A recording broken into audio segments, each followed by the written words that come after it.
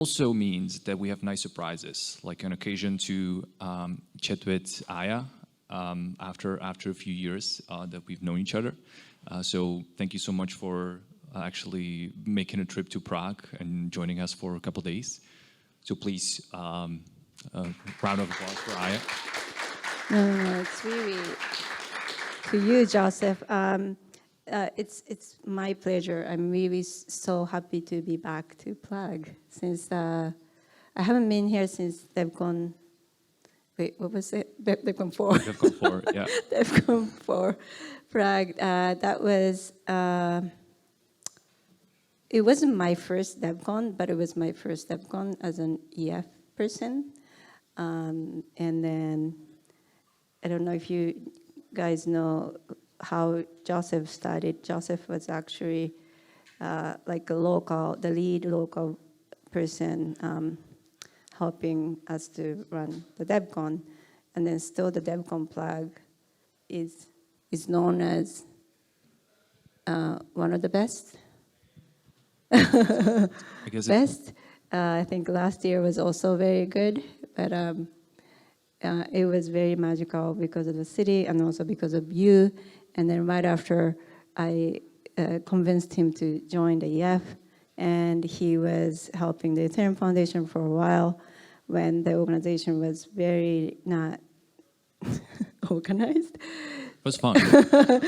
So I think in a way, I hope you had a very unusual experience at the Ethereum Foundation, and then now you are a very established person. And then this event was only possible because of you. Well, and so, yeah, and that wouldn't happen. I'll return it now because it wouldn't happen if you didn't get me involved. No, this was really also Joe Schweitzer, who is sitting there. Normally, he's also behind the scene from the EF, but he had to miss the Istanbul DevConnect for the first time. But anyway, so I'm very impressed. Like I was like, how did this happen? Coming here and then seeing this Paris, this looks like the best venue ever in the history of Ethereum events. and then you guys put it together within, I don't know, like we started talking about this, and I was like, yeah, it would be great to support this part of the group, the important part of the Ethereum community. But then no one was sure, like how many people are going to show up, and then also, is there even a venue that can happen? So really congratulations to your work, but also this story of this Paris, I don't know if you guys heard, it's fascinating. What is the, sorry, will you say the name of the family? The royal the Lobkowitz family. Yeah, actually, Willem Lobkowitz Jr. has joined us for today, so you can then talk to him later. I think he has a meeting in the Imperial Hall, and you should hear the story from him, not from me, really. There's a lot more detail to it. This is very, according to the story I just heard, very, I don't know, blockchain place, right? It was the speaking of the ownership of the registry, this ownership of this palace changed. But I heard they were against, the family was against this being controlled by Nazis, and then first ultimately it kind of follows the entire like history of like Czech Republic as a nation state, and like how I oftentimes like pull this story into the talks about like cypherpunk and privacy, because it shows like, well, even I guess the ultimate moral of that is like even if you trust your government now, it doesn't mean that you're handing over whatever information, whatever power to the people who will also be in the power, like, you know, in the next 5 years or 10 years. And this is like a very material, I guess, evidence of what was happening in the 20th century. But I think it's magical to have this occasion, like after 5 years that we met. We met for the first time in Toronto at EdCon. And I remember a story like vividly. I remember like meeting you and the people on the DEF CON team, and then taking a train to New York a week later when it was announced that DEF CON is going to happen in Prague. And I wasn't actually living in Prague back then, but I decided to like temporarily move back. I was like, the message that I sent to the people on the team was like, I love you. I'm going to do anything I can to make it happen. And that was the time when we started working together, 2018. Now, like 5 years later. Basically sitting on just the opposite side of the town. So if you actually go to the balcony, you can see the conference venue where DEF CON 4 was hosted. So, and I remember us standing like at that venue and basically like overlooking the city and basically seeing this place. So that's the move that we made. But 5 years, this is such a long time. And I'm very, very curious, what has changed in your perspective? Like, is there some, is there some learning that like came with basically running the entire organization and like getting it from the place where it was into this setup, which as far as I can tell, and like I'm no longer part of the Ethereum Foundation, but I still have many friends, and everyone that I talk to is super happy about the direction of the organization. So I would be very, very curious to hear what were your thoughts in 2018 when we met. And what was the most important learning for the 5 years? Yeah, thank you. Thank you for saying this. Well, everyone is happy. It's probably, we always have a unique organization, very, in a way, it's a more decentralized, not top-down organization. So we have different opinions. But speaking of DCxPrague, that was when I started officially working at Ethereum Foundation in earlier 2018. So that was the year, and then after a while, and then I think at the DevCon, for the first time at the opening, I think I explained this view of subtraction, but that was without knowing how to explain that very well.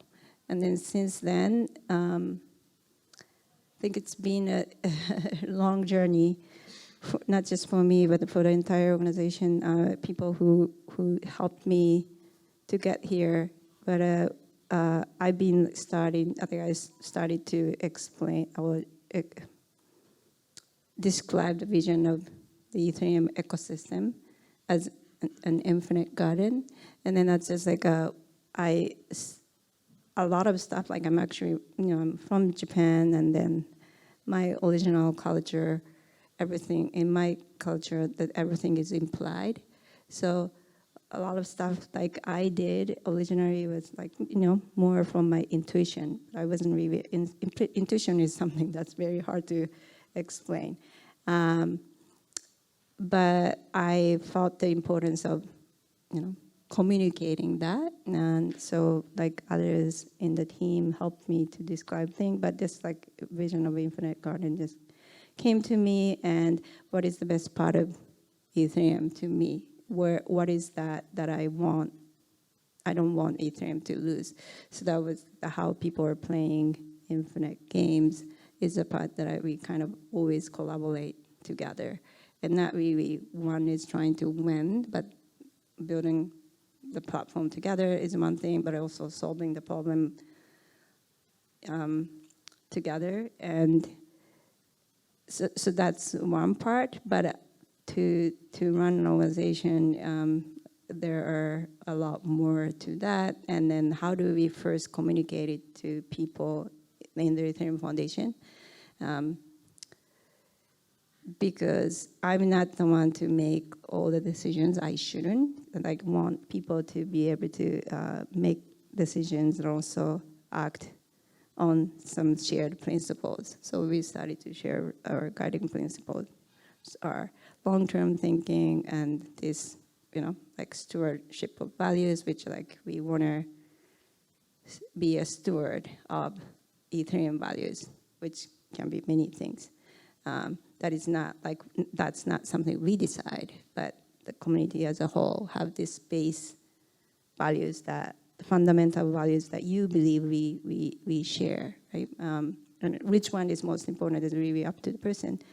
And also another principle is subtraction, like EF it doesn't mean we do less, but EF want others to be the main players, and if everything goes well without us, like we should celebrate that. So with that, we have to see where the help is needed and then how the help should be provided. In a way, like it's more like looking toward long-term sustainability, where in the future, if EF is not needed, that would be a great thing. Yeah, when I said like everybody's happy, like I think it's like it's meant in a sense that the people that I'm still in touch with, they found the way that like suits them, which doesn't always mean like necessarily like staying within the organization, but like doing their own thing as well. And I think it's healthy. And like even when I was like deciding like if I should like remain as part of EF or like move on, like I had my own doubts. But what just like retrospectively now, like judging for the 2 years, I actually see that there's a lot of like value and power in like having like more like seeds out there and like having more individual communities to like just like spread and grow than really trying to like stick in building like a technological organization, because I think like at this point when and yeah, I would say like we've succeeded as a community. We're actually having like multiple client teams, having even like multiple research buddies. Like not all the research is encapsulated in DEF, and I'm super happy about like seeing the client teams to have their own branches and to basically like taking leads there. Yeah, you worked on diversity project with EF too. Yeah, what you said about like for example, you started at EF, but it's actually even better if you can carry the principles or something you learned at EF and then go out there and then let's build your own thing. That doesn't have to be from EF, but there are people like I'm actually very impressed. People from Argentina are here, coming all the way from there. But like we provide some financial support, but also some guidance, right? Ideally, like if they need to, and if we can give some inspiration for them to run their own community in their way, because they are the one who understand the local challenges and stuff. And we're just we give support if we need to, but like for example, the Argentinian community is pretty established, and then it's a great thing. Like I feel like they don't need, like we still give grants and financial support, but they don't, like they understand how best to run the community, and then that's great that they're doing it that way. And so that's what we mean by subtraction, is like we provide guidance if they need to, but if they can do it on their own, that's the best. I remember when my parents asked me about like what I actually do, and like then going through the entire like what's crypto and so on. We touched on the EF and what the organization is for, and I remember my dad asking me, so like how does it make money? Like what like who pays you? Like where does the money come from?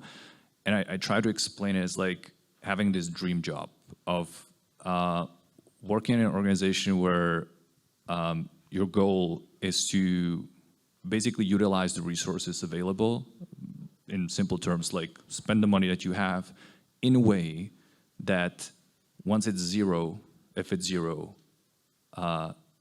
you're like meaningless. Your job like is completely meaningless because it was picked up by someone else in the community, and it just like the function can be there, but you don't have to be part of it. And that it always kind of made me happy to be able to be part of that, because I think it's like fairly unique. Like I don't know many other places or opportunities to basically like work in that mindset where you don't have to chase, you don't have to you don't have to be pressured about like having an economic impact, like making money. But of course there's the other side of it. It's like it's basically I found like working with DF more as a public service, and then like even though you don't have the shareholders being like the equity holders, you basically have the entire community that's like watching your actions. What's your kind of sentiment around I guess the state of the community today? Do you think like we somewhat achieved the community like taking ownership, or like what do you feel are the fields where you hope like other people from the ecosystem would like pick up the torch and basically champion a particle niche? So part of, I don't know if when we say we meaning as a whole ecosystem, but part of things that we achieved or we accomplished, there's something like I am very happy about. Like again, each local communities are developing their own communities very well. And for example, like DevCon used to be the only Ethereum event. And that's why I asked this question to our DevCon team, or actually not to our DevCon team, like leadership. Sorry, can I get some water? This is yours? I think this was mine. Yes. Thank you. Sorry. By the way, I took COVID test in the morning just to be safe. So I am negative. Thank you. It's just that the week in Istanbul was intense. And so I asked this question to the leadership, and like, do we still need DevCon? And if we still do, DevCon has to be really something that only DevCon can offer, right? That's we have to have that type of magic. And then we're going to have to ask this question every time. And then that's the beauty of this community, keeps growing, and then a lot of things are happening without the Ethereum Foundation now. So that's where I'm very happy about. But there are other parts of this growing pain. The community is growing, the ecosystem is growing. So can we maintain the values we believe when new people are coming in? So that's I'm not saying it's the current state is bad, but I think it's the natural challenge that we are having, but also we're going to have even more strongly. And so we, as a community together, if we don't do anything, we're going to lose them, is how I see it. And that's where I'm trying to, think harder myself, that what are the things we need to do in order for us not to lose those values that we believe. Awesome. I guess what we kind of scheduled for 20 minutes. I think we are on time. I just want to like use this chance as well, because well, there are a few members of the DEF CON or DEF Connect team here, or maybe listening to this later. I was so afraid I actually went to Istanbul for a couple of days to meet them there, because I was so afraid I would like take the DCxPrague, the DEF Connect experience as like an attempt to like steal attention from them.